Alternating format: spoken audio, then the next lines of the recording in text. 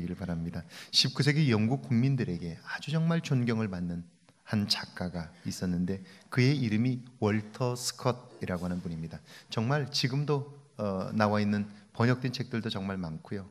많은 책들을 썼고, 그리고 이분은, 월터 스콧은 특별히 이 장서가로서 아주 유명합니다. 그의 집에 공간마다 책들이 쌓여 있고 그의 침실에도 책들이 어마어마하게 쌓여 있었어요. 그러니까 그 당시로 보면 가장 많은 책을 가지고 있는 분이라고 말할 수 있을 거예요.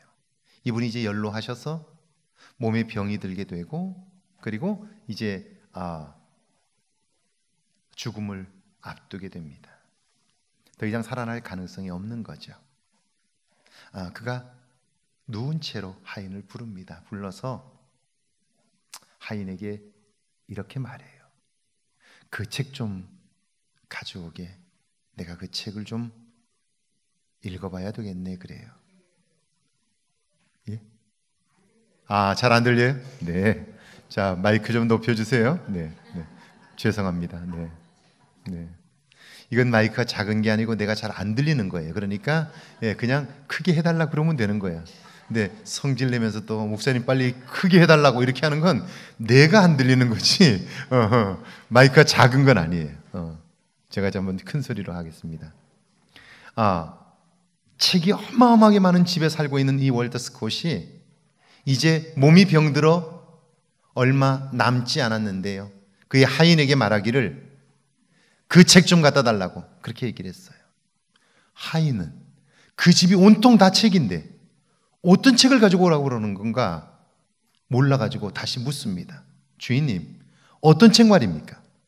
이 많은 책 중에 그 책이라니요. 그렇게 말하자 월터 스콧은 이렇게 말해요. 무슨 다른 책이 있겠나?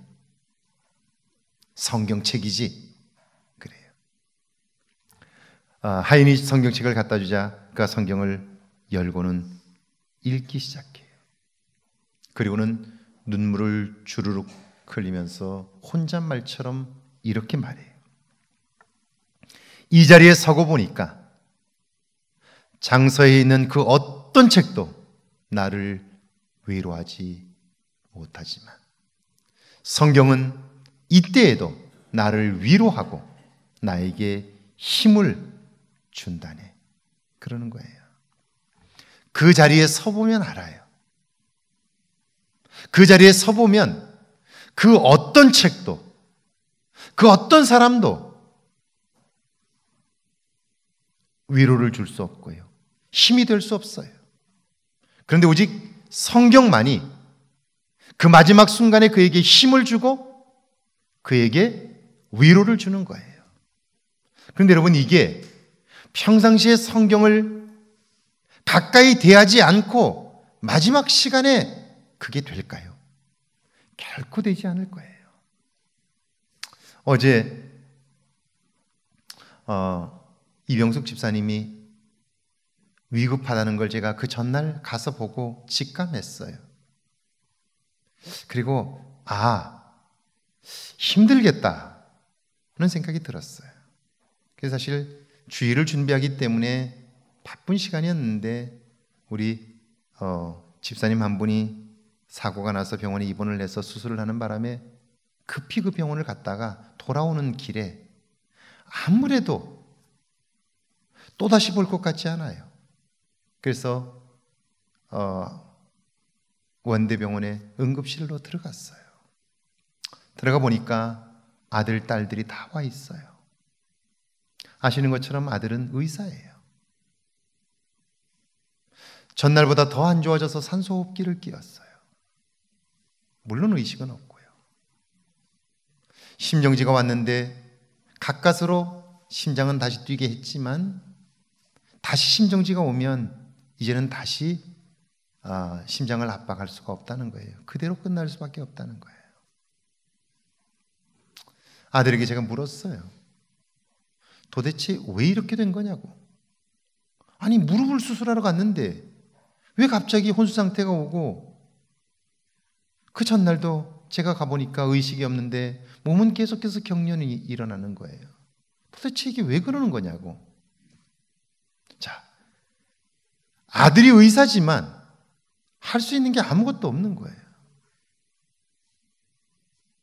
우리가 모르니까 병원에서 감염됐나 보다 그렇게 생각했는데 그게 아니래요. 우리 몸에는 우리 스스로 가지고 있는 균들이 있어요. 균들이. 근데 이게 몸이 건강하니까 그 균을 이겨내고 있는 거죠. 그런데 이 균이 뇌로 들어간 거예요. 뇌로 들어가서 이미 확 번져버린 거예요. 그리고 그 균이 뇌에 손상을 입혀가지고 의식불명 상태가 되고요. 흉년이 일어나는 거예요. 눈앞에 보면 이런 일들이 벌어지고 있는데 우리가 할 수 있는 게 아무것도 없는 거예요. 심지어는 아들이고 의사인데도 그걸 지켜보면서 할 수 있는 게 아무것도 없는 거예요. 자, 우리가 신앙생활을 하면서 내가 내 건강을 지켜간다. 내가 모든 것을 할 수 있다라고 생각하면 더 이상 그 사람에게는 하나님이 필요하지 않아요. 그가 교회를 다닌다고 해도 마찬가지예요.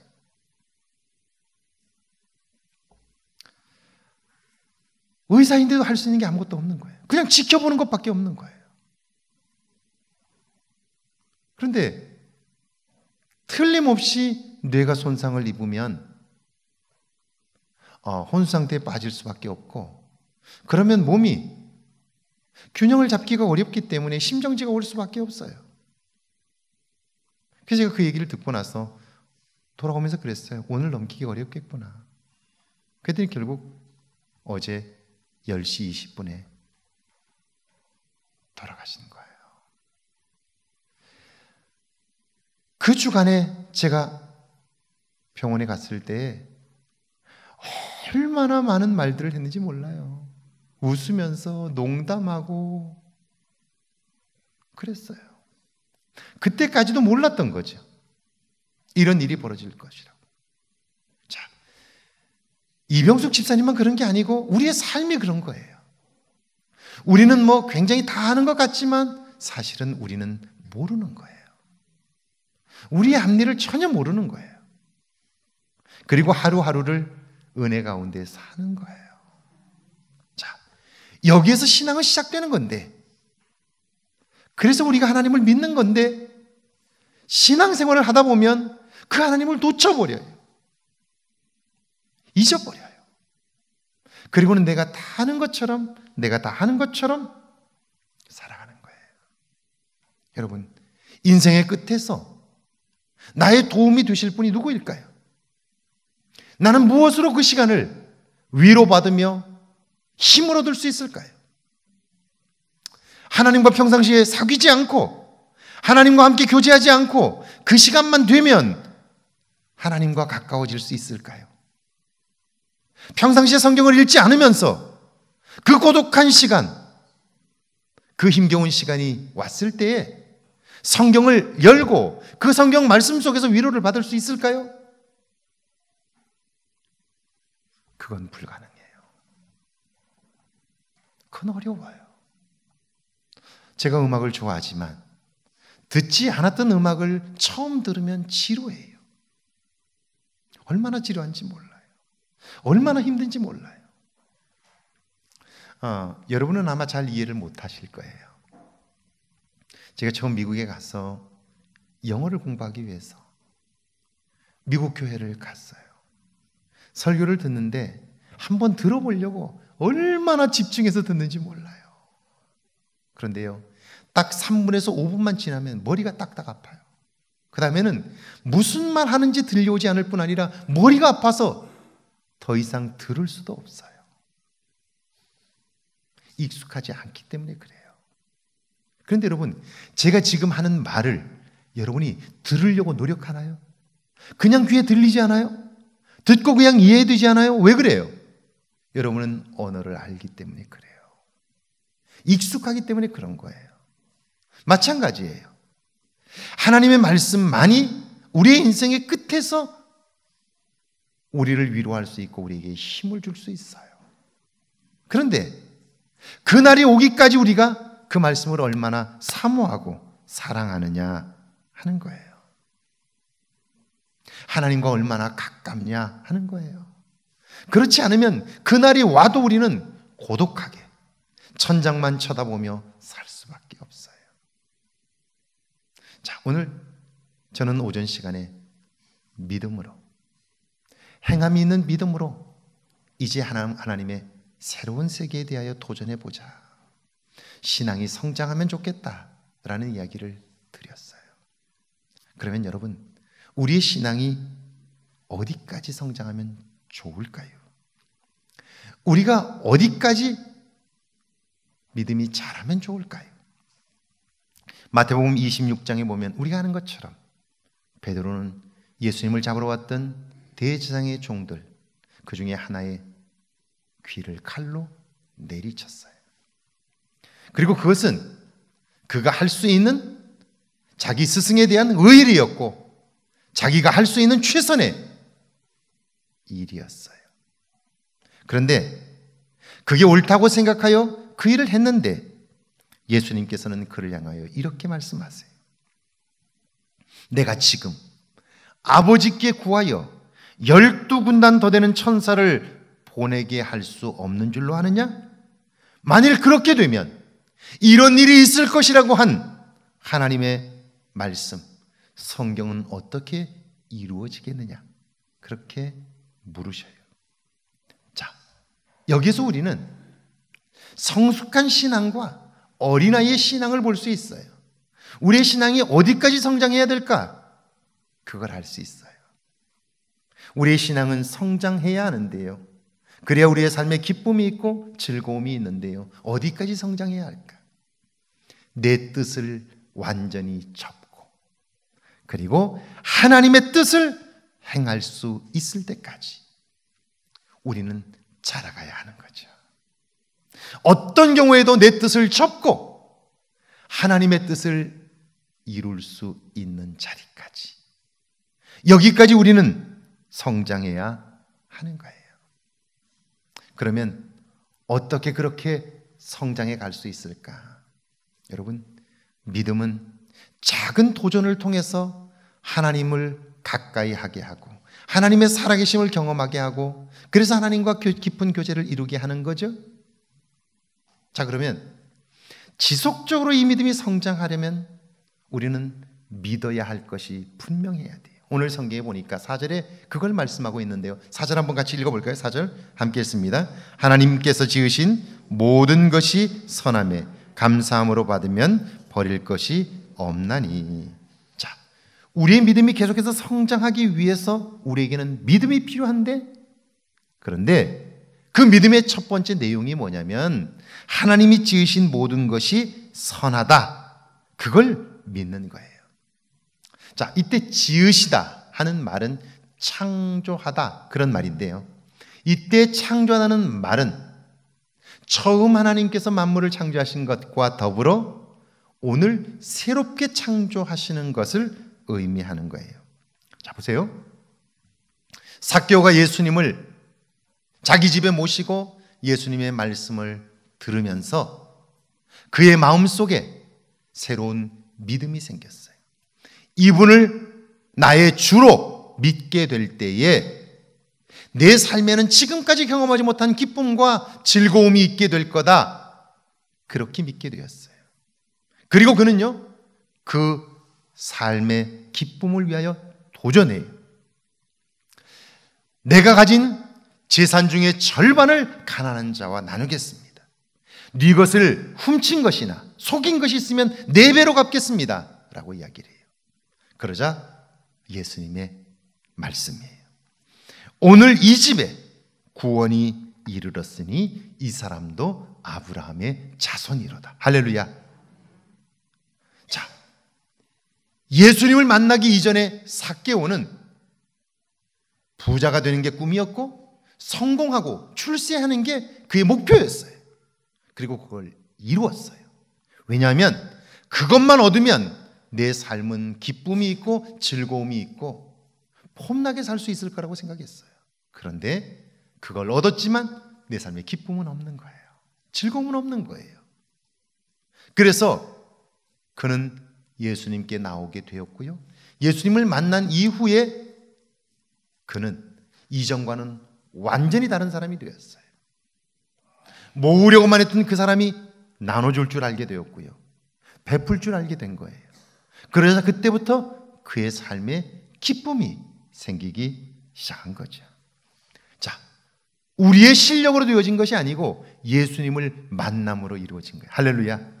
예수님을 만남으로 이런 일들이 벌어진 거예요.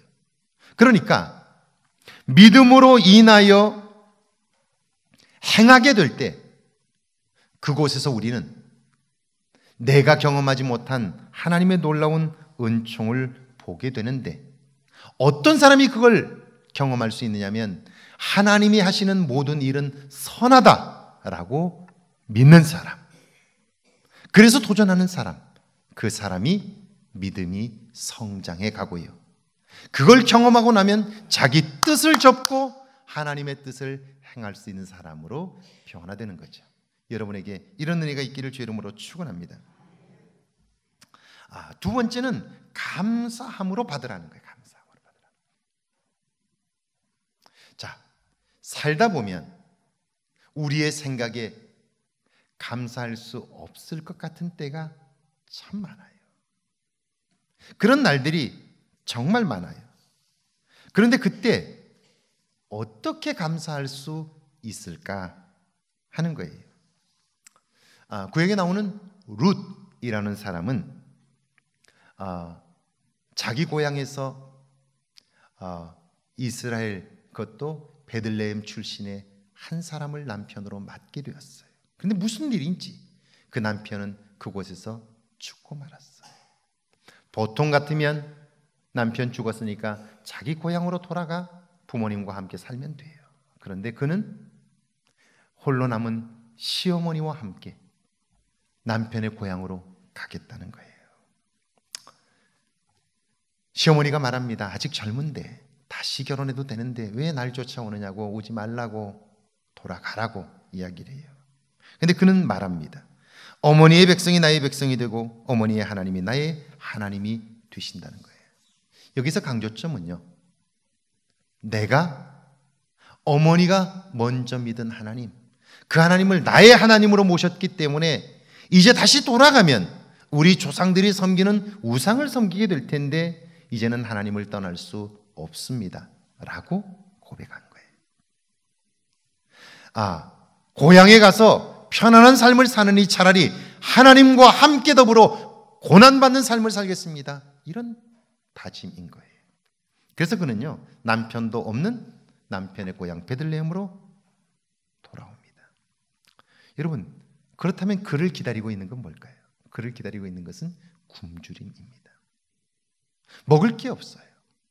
시어머니와 함께 돌아왔는데 먹을 것이 없습니다. 그뿐 아니라 그 땅은 이방인에 대한 아주 철저한 편견을 가지고 있어요. 우리나라도 사실은 세계를 향하여 개방한 지가 얼마 되지 않았어요. 그래서 얼마나 많은 편견들이 있는지 모릅니다.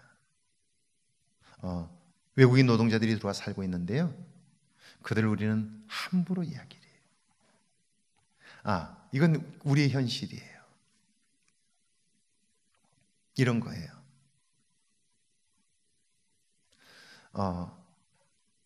지방의 학교에서 원어민 교사를 뽑았어요. 원어민 교사를 뽑았는데요, 원어민 선생님을 뽑으려면 제일 중요한 게 영어를 얼마나 잘하냐, 그걸 봐야 되겠죠. 그리고 영어권에서 태어나서 영어권에서 얼마나 교육을 받았나, 그걸 봐야 되겠죠. 그런데요, 학교가 뽑은 걸 보니까 영어를 얼마나 잘하느냐, 잘 가르칠 수 있느냐, 이런 것이 아니라 피부색이 희냐 검으냐, 그걸로 판단한 거예요. 심지어는요, 영어권이 아닌 다른 나라에서 왔는데, 그래서 영어를 잘 못하는데 얼굴색이 희다는 걸로 뽑았다는 거예요. 이게 뭐죠? 우리가 가지고 있는 편견이죠. 외국인에 대한 편견이죠. 이스라엘 사람들은 지금도 이방인에 대한 편견을 가지고 있어요. 왜? 이방인은 부정하다는 생각을 가지고 있어요. 그래서 실제로 지금 지금도 버스를 타거나 하면 자기들 스스로 경건하다고 하는 검은색을 입은 유대인들 조금만 부딪히면 돌아서서 침을 뱉어요. 하고 침을 뱉어요. 지금도 그런데 그때는 어땠겠어요? 베들레헴 땅에 돌아온 룻은 굶주림과 그리고 편견에 결국 고통을 받아야 돼요. 그런데요, 그가 먹을 것을 주우러 밭에 가는데 시어머니 나오미에게 이렇게 말해요. 너 어디로 갈 거야? 그러자 가다가 누군가에게 내가 은혜를 입으면 그 밭에서 곡식을 줍겠습니다. 그렇게 말해요. 자, 이때 이 표현이 정확히 무슨 말이냐면 내가 은혜 입은 사람을 만나면 이런 뜻이에요. 좀 더 정확히 표현하면요, 내가 바구니를 들고 곡식을 주우러 나가면 하나님은 하나님으로부터 은혜를 받은 사람을 만나게 하실 것이고 그 사람을 만나면 반드시 곡식을 가지고 돌아오게 될 것입니다 라고 믿는 거예요. 자, 보세요. 이 믿음이 없었다면 지금 베들레헴에 돌아와서 편견으로 인하여 고통을 받고 있죠. 먹을 것이 없어요. 불평하고 원망할 수밖에 없는 상황이죠. 그런데 그는 기쁘게 바구니를 들고 밭으로 가요. 왜냐하면 반드시 하나님께서 은혜 입은 사람을 만나게 하실 것이다 라고 하는 확신이 있기 때문에 그런 거예요. 할렐루야. 확신이 있기 때문에 그런 거예요. 그리고 갔더니 어때요? 성경에는요, 우연히 그가 밭에 가서 곡식을 주는데 그 밭이 이 자기 남편의 친척의 밭이에요. 보아스의 밭이었어요. 그리고 이 만남으로 인하여 보아스와 룻은 새롭게 결혼하게 되고요. 그 부부를 통하여 인류를 구원할 메시아 예수 그리스도가 오시는 거예요. 자, 불평과 원망할 수밖에 없는 상황이었지만 믿음을 가지고 그 믿음으로 행하였더니 그는요, 예상치 못한 하나님의 사건을 경험하는데 이걸 알지 못하는 사람의 눈으로는요, 그 사건은 우연한 사건이에요. 어쩌다 되어진 사건이에요. 그런데 룻이 이곳에 온 것, 그리고 그 밭에 간 것을 보면요, 그것은 우연한 사건이 아니라 하나님의 계획 속에 있었다 하는 거죠. 자, 룻은 이걸 믿기 때문에 감사함으로 받을 수 있었고요, 감사함으로 받았더니 하나님이 하시는 놀라운 일을 볼 수 있게 되었다는 거죠. 자, 그래서 그는 조금씩 거룩하여 지게 되는 거죠. 거룩하게 되었다 하는 거예요. 5절에 보니까 그렇게 되어 있죠. 같이 한번 읽어볼까요? 함께 읽어봅니다. 하나님의 말씀과 기도로 거룩하여 짐이라. 자, 하나님이 하시는 모든 일들은 선하다는 것을 믿고요, 그리고 감사함으로 받으면, 그러면 버릴 것이 없어지게 돼요. 버릴 것이 없다는 말은 하나님이 함께 하심을 느낄 수 있게 된다는 거죠. 알게 된다는 거죠. 그래서 믿음이 자라게 된다는 거죠. 그러면 여러분, 어떻게 하나님이 하시는 모든 일이 선하다고 믿을 수 있을까? 감사함으로 받을 수 있을까? 여기 보니까 하나님의 말씀과 기도로만 거룩하여진다 하는 거예요. 자, 하나님의 말씀을 배워야 된다는 거예요. 알지 못하면 결코 우리는 그걸 믿을 수도 없고 행할 수도 없게 되는 거예요. 제가 한번 물어볼게요. 여러분, 그리스도인들이 가장 좋아하는 게 있다면 그것은 축복일 거예요. 축복일 거예요. 축복이 뭐죠? 무엇이 축복인가요? 많은 사람들은요, 자기가 원하는 것을 얻는 걸, 그걸 축복이라고 생각해요. 그런데 이것은 무속적 개념이에요. 무속신앙에서는요, 그 자기가 믿는 신을 바꿔서라도 자기 목적을 이루는 거예요. 이걸 기복적이라고 부르는 거예요. 기독교 신앙은 그런 거 아니에요. 기독교의 축복은요, 영어로 blessing이라고 불러요. blessing이라고 부르는데요. 이 blessing이라는 단어의 원래 뿌리가 뭐냐면 bleed라는 단어예요. bleed라는 말의 뜻이 뭐냐면 피를 흘린다는 뜻이에요. 피를 흘린다는 뜻이에요. 그러니까 성경이 말씀하는 축복의 내용이 뭐냐면 그것은 내가 원하는 것을 얻는 게 아니고요. 내가 갖고 싶은 걸 갖는 게 아니고요. 피 흘림을 통하여 구별되어진 것. 다시 말하면 예수 그리스도를 통해서 얻어지는 것만이 우리의 삶의 복이 된다. 그런 말이에요. 할렐루야. 할렐루야. 요나서를 보면 이렇게 되어 있어요.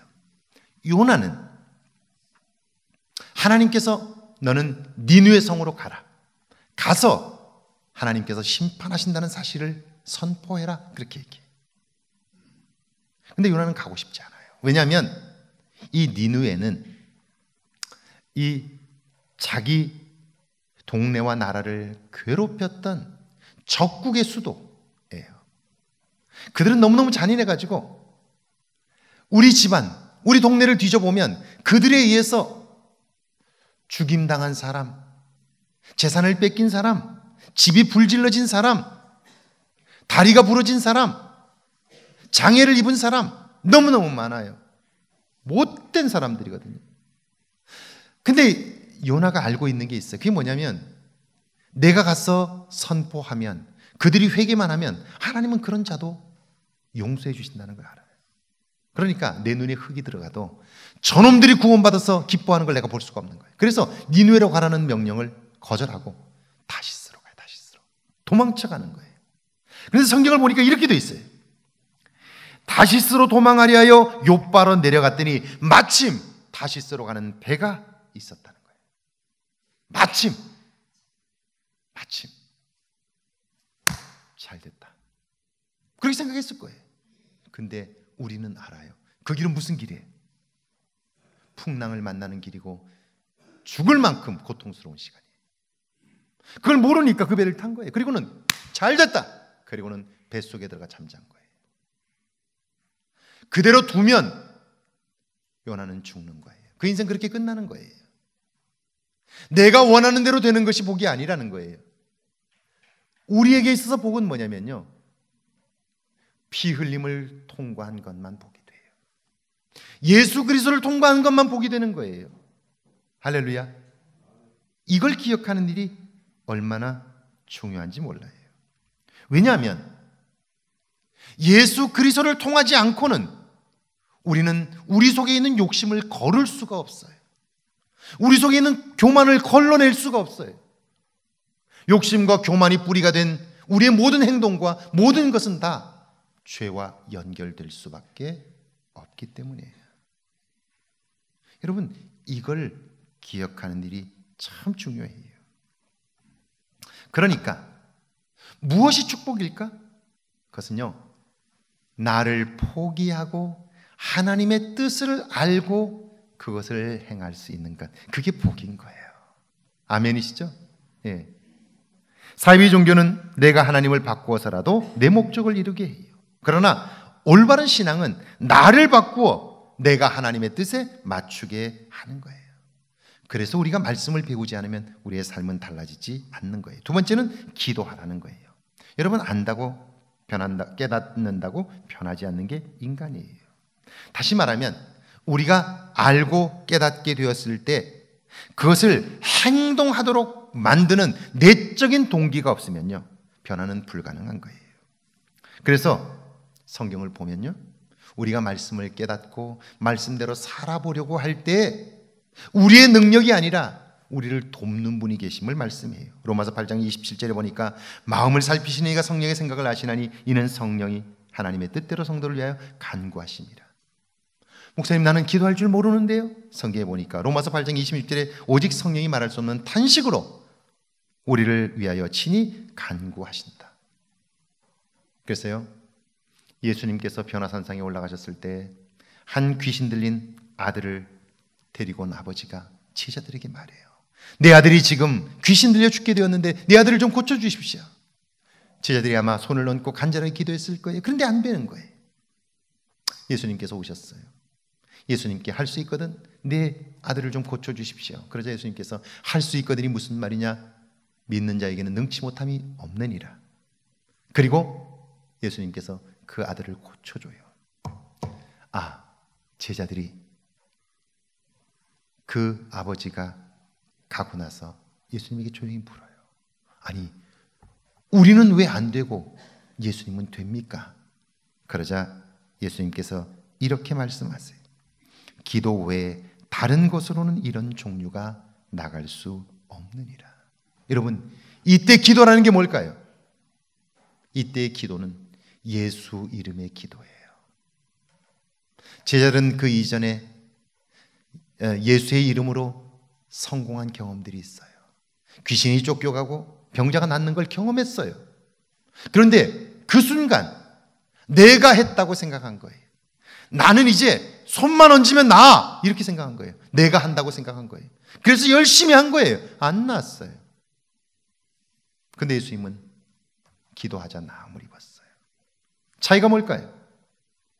예수 이름의 능력이 있는 거예요.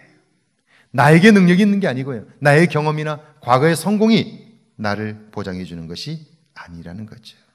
그러면서 예수님은 아주 분명하게 말해요. 시험에 들지 않게 깨어 기도하라. 우리는 끊임없이 시험에 들어요. 무슨 시험에 들까요? 내가 모든 것을 할 수 있는 것처럼 말이에요. 사랑하는 여러분, 하나님의 말씀을 배워야 하는 이유는요, 그래야 깨달을 수 있기 때문이에요. 그래야 우리의 믿음이 확고해지기 때문이에요. 그리고 기도해야 하는 이유는요, 깨닫고 알게 된 것을 행하도록 도와주는 내적인 힘이 우리 안에 있기 때문이에요. 그래서 기도와 말씀과 기도가 아니면 우리의 삶은 달라지지 않는 거죠. 거룩한 삶이란 바로 말씀과 기도로 온전하여지는 것이죠. 여러분의 삶에 이런 거룩한 행진이 있기를 주의 이름으로 축원합니다. 같이 한번